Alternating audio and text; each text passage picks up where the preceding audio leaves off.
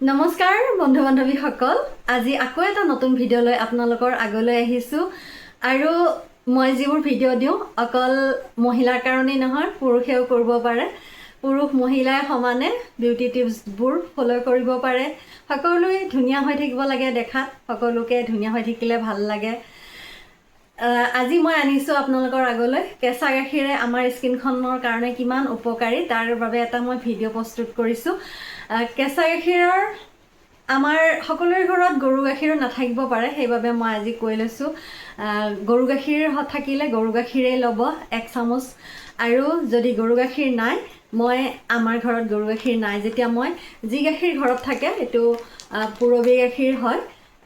ওলোটা হৈছে front camera যে, সেইকাৰণে উল্টা হয়, চেলফি কেমেৰা নামটো উল্টাকৈ আহে। তাৰপিছতে হয় আমুল তাজা থাকিলে সেয়াও ল'ব পাৰে, কিনা গাখীৰ যিকোনো গাখীৰে ল'ব পাৰে, সকলোবোৰে একেই কাম কৰিব। এটা বাতিত মই এনেকৈ 1 চামুচ উলিয়াই ল'লোঁ।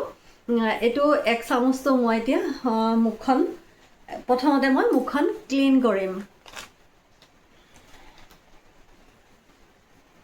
অকণমান কটন ল'লোঁ, কপাহ ল'লোঁ, কপাহৰ সহায়েৰে মই মুখখন ক্লিন কৰিম। ইয়াতে ডুবাই দিলোঁ গাখীৰখিনি, ডুবাই দি এতিয়া মই এনেকৈ ক্লিনজিং হিচাপে ব্যৱহাৰ কৰিব পাৰি। আৰু মই যেনেকৈ কৰি দেখুৱাই দিছোঁ তেনেকৈ আপোনালোকেও কৰিব।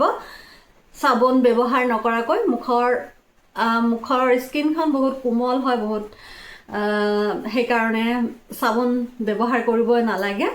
চাবোন ব্যৱহাৰ কৰিলে স্কিনখন বহুত ৰাফ হয়, খহটা হয়, দেখিবলৈ বহুত বেয়া হৈ পৰে। আৰু এনেকুৱা ঘৰুৱা বস্তুবোৰে স্কিনখন চাফা কৰিলে বহুত ধুনীয়াকৈ চাফাও হ'ব, ভিতৰত যিবোৰ লেতেৰা মলি থাকে সেইবোৰো ওলাই আহে আৰু স্কিনখন চিৰযুগমীয়া হ'ব, বহুত বছৰ বয়সলৈ ধুনীয়া হৈ থাকিব, বয়সৰ চাপো নপৰে।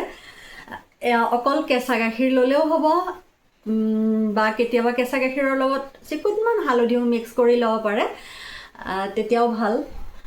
হালধিয়ে বীজাণু নাশক হয়।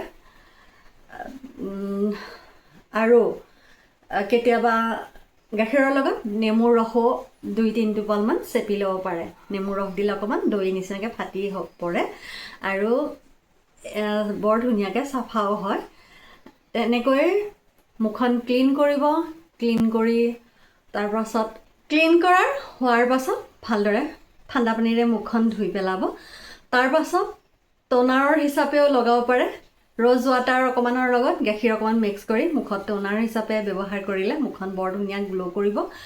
তাৰপাছতে মই এটা পিম্পলছৰ দাগ গুচোৱা এটা টিপছ দিছোঁ।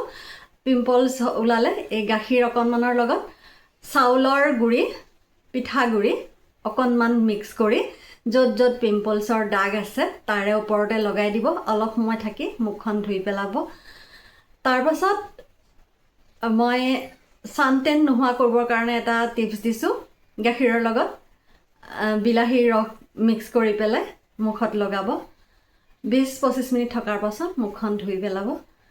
মুখখন বহুত ধুনীয়া হৈ পৰিব, উজ্জ্বল হৈ পৰিব। ভিডিঅ'টো ইমানেই আছিলে। লাইক কৰিব, কমেণ্ট কৰিব আৰু মোক ছাবস্ক্ৰাইব কৰিবলৈ নাপাহৰিব। ইমান সময় দি চাই থকাৰ বাবে বহুত বহুত ধন্যবাদ জ্ঞাপন কৰিছোঁ।